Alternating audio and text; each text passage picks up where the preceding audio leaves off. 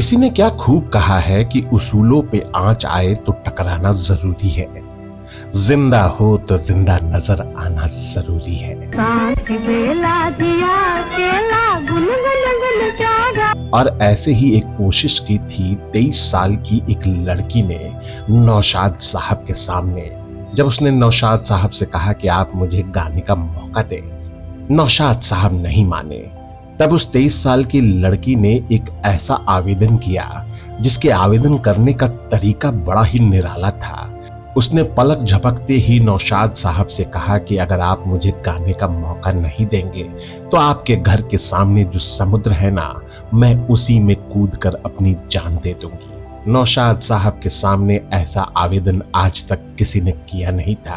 नौशाद साहब लगभग घबरा से गए थे। उन्होंने उस लड़की के गाने का एक टेस्ट लिया और संयोग देखिए कि उस टेस्ट में वो लड़की पास हो गई और उसके साथ एक गाने की रिकॉर्डिंग हुई जिस गाने को एक फिल्म में रखा जाना था।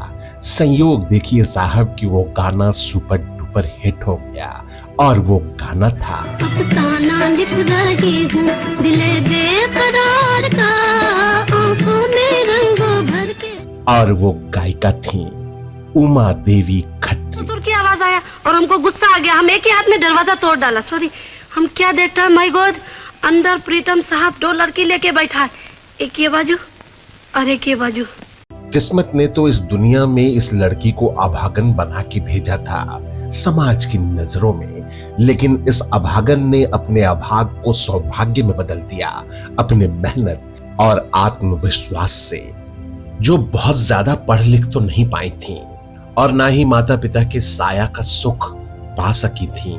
बचपन से बुढ़ापा तक इनके जीवन में दुखों का कतार कभी खत्म ही नहीं हुआ, लेकिन इन सब के बावजूद उमा देवी खत्री ने अपने अभिनय और गायकी से हिंदी सिनेमा के पटल पर अपने हिस्से का सम्मान पाया, न कि किस्मत से बल्कि अपने मेहनत से। अक्सर आपके इर्द गिर्द कोई ऐसी मोटी या तंदुरुस्त महिला नजर आती है तो आपके मुंह से बस एक ही शब्द निकलता है और वो शब्द होता है टुनटुन। और ये नाम सुनते ही हर एक इंसान के दिमाग में एक ही छवि आती है और वो छवि उमा देवी खत्री जी की आती है। उमा देवी खत्री के जीवन को देखें तो उनका जीवन और चार्ली चैपलिन का जीवन लगभग एक जैसा ही दिखता है, क्योंकि इन दोनों कलाकारों में एक समानता थी कि इन्होंने हमेशा खुद पर हंस के दुनिया को हंसाया। लेकिन दोस्तों, बहुत ज्यादा हंसने वाले चेहरे अपने अंदर बहुत दुख लिए होते हैं और आज के इस वीडियो में इस हंसते हुए चेहरे के पीछे का दर्द हम पूरी तरह से उकेरने की कोशिश करेंगे। हिंदी सिनेमा के सिल्वर स्क्रीन पर एक ऐसे कदकाठी की तंदुरुस्त महिला नजर आती है जिसे देखकर लोग रोमांचित हो उठते थे और उसे देखकर हंसने भी लगते थे। लेकिन किसे पता था कि उमा देवी खत्री का मोटापा जो कि एक कमजोरी था, उन्होंने अपनी उसी कमजोरी को अपना एक धारदार हथियार बना लिया और इसी हथियार से हिंदी सिनेमा के दर्शकों पर लगातार वार करके वो हिंदी सिनेमा की पहली महिला कॉमेडियन का खिताब अपने नाम दर्ज करा लिया। हिंदी सिनेमा के सिल्वर स्क्रीन पर अपने अभिनय से उन्होंने अपने लिए एक दर्शकों का वर्ग तैयार कर लिया था। उमा देवी खत्री के इस उपलब्धि को अगर यू टर्न के रूप में देखें, हिंदी सिनेमा के सिल्वर स्क्रीन पर हास्य की महारानी बनने से पहले एक नौकरानी थी। वो कहते हैं ना कि डूबते को तिनके का सहारा। किस्मत उमा देवी खत्री को डुबो रही थी, लेकिन उमा देवी खत्री को एक सहारा मिला जो जाति धर्म से ऊपर उठकर इनके जीवन साथी बने।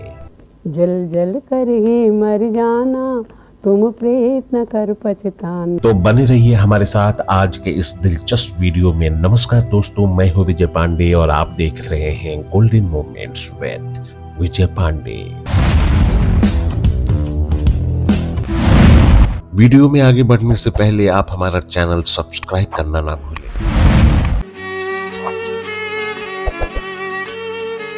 महाराज, सेवा तो मैं अपने पति की दिन रात करती हूँ, मगर मालूम नहीं मेवा कौन खा जाता है। हास्य साम्राज्ञी टुनटुन 50 और 60 के दशक में वो हिंदी फिल्मों की एक मजबूत स्तंभ थी। वो जैसे ही पर्दे पर नजर आती थीं, उनके बिना कुछ बोले ही दर्शक हंस पड़ते थे। फिल्म क्रिटिक्स कहते हैं कि वो चार्ली चैपलिन के स्तर की कलाकार थीं। टुनटुन हमेशा एक मोटी लड़की के ही रोल में नजर आती थी, जिस किरदार का सबसे मुख्य आकर्षण उसका मोटापा ही होता था। फिर भी उमा देवी खत्री के अभिनय के लाखों दीवाने थे, क्योंकि दर्शकों तक उन्हें अपनी बात पहुंचाने के लिए अपने संवाद की जरूरत नहीं थी। उनके हाव भाव और उनकी उपस्थिति ही सारी कहानी बयां कर देती थी। टुनटुन हिंदी सिनेमा के सिल्वर स्क्रीन पर कभी फूहड़ दिखती, कभी गंवार दिखती, कभी मोटी, कभी सांवली, तो कई बार तो अजीब कपड़े पहनने वाली, डराने वाली, शादी के लिए मर्दों के पीछे भागने वाली, तो कभी बदतमीजी करने वाली। जिस दौर में महिला अभिनेत्रियां ऐसे किरदारों को सुनना भी पसंद नहीं करती थीं, उस दौर में टुनटुन ने ऐसे किरदारों को निभाने का हिम्मत किया, जिसकी मिसाल आज भी दी जाती है। थोड़े और ले आ। आज भूख नहीं है माजी। इनका जन्म उत्तर प्रदेश के अमरोहा जिले के पास एक छोटे से गांव में 11 जुलाई 1923 में हुआ था। उन्होंने एक इंटरव्यू में बताया था कि उमा जब महज 2.5 साल की थीं, तो जमीन विवाद में उनके माँ बाप की हत्या कर दी गई। उनका 9 साल का एक भाई था, लेकिन 2-3 साल बाद ही उनके भाई की भी हत्या कर दी गई। इस तरह बच्ची उमा पूरी तरह से अनाथ हो गई। उमा देवी के परवरिश की जिम्मेदारी उनके रिश्तेदारों पे आ गई। कभी ये जिम्मेदारी उनके चाचा पूरी करते, तो कभी ये जिम्मेदारी दूसरे रिश्तेदार। उसके बदले में बच्ची उमा उनके घरों में झाड़ू पोछा कर अपना पेट पालने के लिए मजबूर हो गई। उमा देवी ने ही एक इंटरव्यू में बताया था कि उन्हें चाचा द्वारा अक्सर दिल्ली के दरियागंज इलाके में किसी रिश्तेदार के घर भेजा जाता था, जहां वो घर के कामकाज किया करती थी।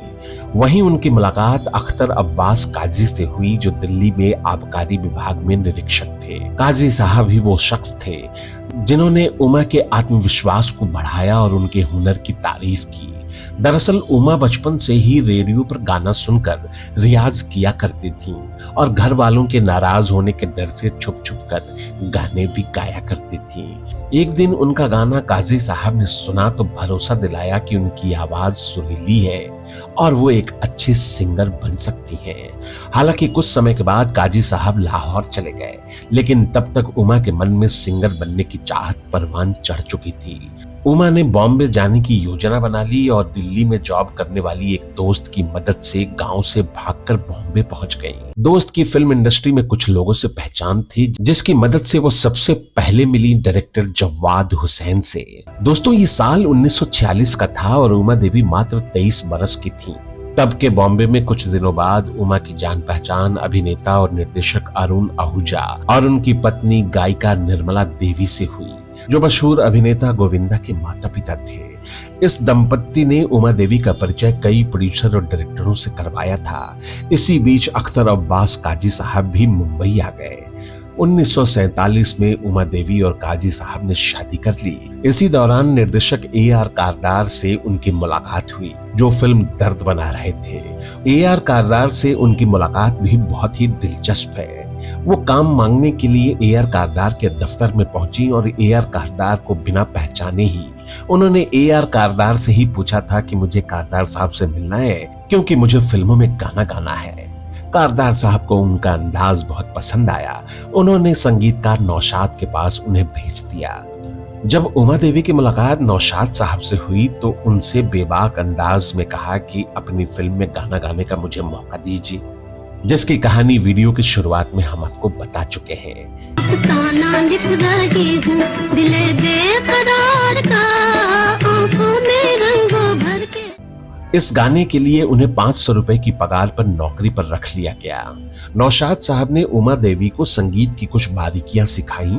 1947 में रिलीज इस फिल्म के इस कर्णप्रिय गीत को अभिनेत्री मुनव्वर राना पर फिल्माया गया था और ये गीत जबरदस्त हिट हुआ। अफसाना लिख रही हूँ। वहीं इस फिल्म के और भी गीत आज तक लोगों के ज़हन में बसे हुए हैं। उमा देवी के गायकी के रूप में गाड़ी चल पड़ी थी। कई फिल्मी गीतों को उन्होंने अपनी सुरीली आवाज में सजाया। देखते ही देखते वो मशहूर सिंगर बन गई। इस तरह 40 के दशक में उन्होंने 45 गाने गाए, जिनमें कुछ गाने तो बेहद हिट रहे। कहा नहीं जाए हो, कहा नहीं जाए, कहाँ डोले हो कहाँ नहीं जाए। चूंकि उमा देवी एक स्थापित सिंगर तो हो चुकी थीं, लेकिन क्लासिकल म्यूजिक में उनका हाथ तंग था, इसलिए उनकी सीमाएं भी थीं। लेकिन वो एक अलग और खास गायिका बनी रही। उधर इसी बीच बच्चों के जन्म के साथ घरेलू जिम्मेदारियां भी उमा देवी की बढ़ने लगी, इसलिए बतौर गायिका उनका करियर भी धीरे धीरे नीचे आने लगा। तब तक गीता दत्त, लता मंगेशकर और आशा भोसले जैसी प्रशिक्षित गायिकाओं ने फिल्म इंडस्ट्री पर अपना प्रभाव छोड़ना शुरू कर दिया था। उमा देवी तब कुछ फिल्मों से दूर रहकर अपने परिवार में उलझ गई थीं। उनके 4 बच्चे हो चुके थे, 2 बेटे और 2 बेटियां। लेकिन परिवार बढ़ने के साथ साथ मजबूरन उन्हें एक बार फिर से काम की तलाश में निकलना पड़ा। वे नौशाद साहब से फिर मिले, जो उन दिनों फिल्म बाबुल बना रहे थे। उन्होंने उमा को मौजूदा हालात समझाया और कहा कि तुम फिल्मों में हास्य भूमिका क्यों नहीं करती, तुम्हारा बेबाक अंदाज और तुम्हारा डील डॉल इसमें बहुत मदद करेगा। उमा देवी को ये बात पसंद आई और इस तरह उमा देवी नौशाद साहब की फिल्म बाबुल में हिंदी सिनेमा के स्क्रीन पर लॉन्च कर दी गई।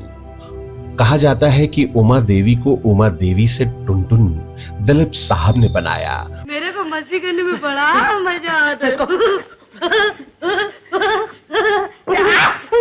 उन्हीं का ये दिया हुआ निकनेम उमा देवी के जीवन में एक चमत्कार बनकर आया और देखते ही देखते टुनटुन के रूप में उमा देवी दर्शकों को इतना ज्यादा पसंद आ गई कि वो उस दौर के हिंदी फिल्मों की अति व्यस्त हास्य कलाकार बन गईं।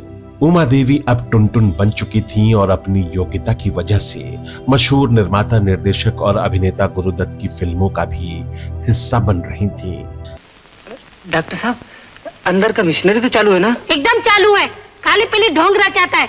अभिनेत्री टुनटुन की कुछ चर्चित फिल्में रही हैं Udan Khatola, Baaz, Aar Paar, Miss Coca Cola, Mister and Mrs 55, Kohinoor, Naya Andaz, 12 o'clock, दिल अपना और प्रीत पराई, कभी अंधेरा कभी उजाला, मुजरिम, एक फूल 4 कांटे, कश्मीर की कली, CID 909, दिल्ली और मोहब्बत। सभी फिल्मों में उनका किरदार भी हंसा हंसा कर लोट पोट कर देने वाला था। हम भोली भाली लड़कियों को बेवकूफ बनाने आए हो, निकल जाओ यहाँ से। कौन हो तुम? Who are you? मैं रमा देवी। हालांकि कहा जा सकता है कि उमा देवी उर्फ टुनटुन को हिंदी फिल्मों ने हमेशा एक ही तरह के रोल दिए, जो कि किसी भी प्रतिभा के साथ एक अन्याय है। हमेशा उनके मोटापे को ही किरदार के रूप में देखा गया और इसके उलट टुनटुन की भी मजबूरी थी। आर्थिक स्थिति ठीक ना होने के चलते उन्होंने लगातार अपने इस मोटापे का मजाक बनाया। टुनटुन की ख्याति इतनी बढ़ गई थी कि फिल्मकार उनके लिए अपनी फिल्म में विशेष रूप से रोल लिखवाया करते थे। टुनटुन भी हर रोल को अपने शानदार अभिनय से यादगार बना देती थी।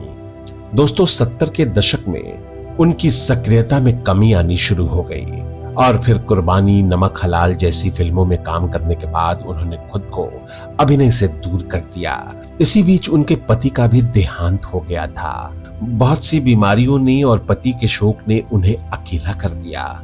फिर वो अधिकांश समय अपने परिवार के साथ ही गुजारने लगे।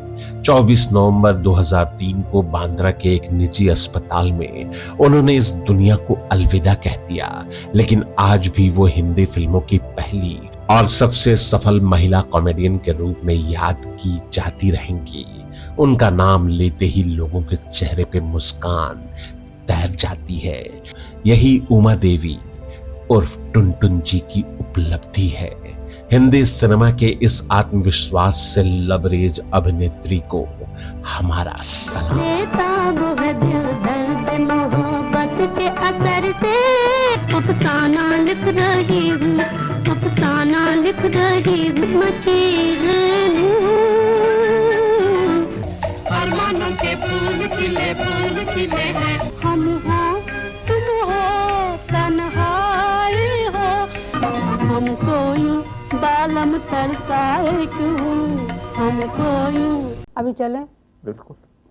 हमारा ये वीडियो आपको कैसा लगा हमें कमेंट बॉक्स में जरूर बताइएगा। हमारा ईमेल आईडी है goldenmomentswithvijaypande@gmail.com। अब अपने इस दोस्त और होस्ट विजय पांडे को दीजिए विदा। अगले वीडियो में हम फिर हाजिर होंगे ऐसे ही किसी नायाब फनकार के नायाब किस्से को लेकर।